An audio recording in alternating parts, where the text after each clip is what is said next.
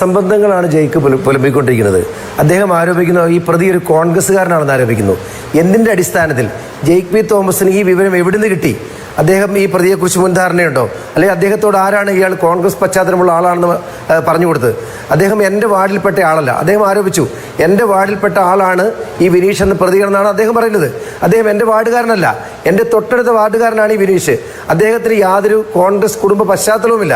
അദ്ദേഹത്തിൻ്റെ പിതാവ് ഞാൻ മനസ്സിലാക്കുന്നത് CPM അനുഭാവിയാണ്. അദ്ദേഹത്തിന് പ്രത്യേക എന്തെങ്കിലും രാഷ്ട്രീയമുണ്ടോ എന്ന് എനിക്കറിയില്ല.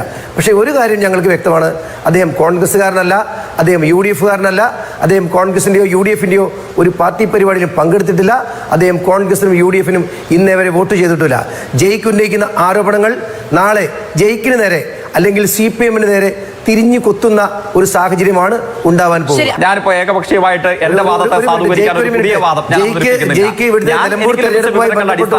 ഇവിടെ ഉണ്ടാവുമെന്ന് ഞാൻ കരുതുന്നു. തീർച്ചയായിട്ടും ജയിക്ക് നിലമ്പൂരിൽ വരണം, ഇത് നിങ്ങൾ വരണം. നമുക്ക് രണ്ടുപേർക്കും ഒരുമിച്ച് ആ പ്രദേശത്ത് പോയി പുത്തിരിപ്പാടം എന്ന പ്രദേശത്ത് പുത്തിരിപ്പാടത്ത് എന്ന പ്രദേശത്ത് പോയിട്ട് ഇദ്ദേഹത്തിന്റെ രാഷ്ട്രീയം എന്താണെന്ന് ഞാനും അങ്ങയുടെ കൂടി വരാം. അങ്ങ് ആ വെല്ലുവിളി എടുക്കാൻ ജയിക്ക് ഉറച്ചു നിൽക്കുന്നുണ്ട് അതൊരു കോൺഗ്രസ്സുകാരനാണോ എന്ന കാര്യത്തിൽ, അല്ലേ? ഞാൻ മാത്രമല്ലല്ലോ, അങ്ങ് ശ്രദ്ധിച്ചിട്ടുണ്ടാവുമല്ലോ.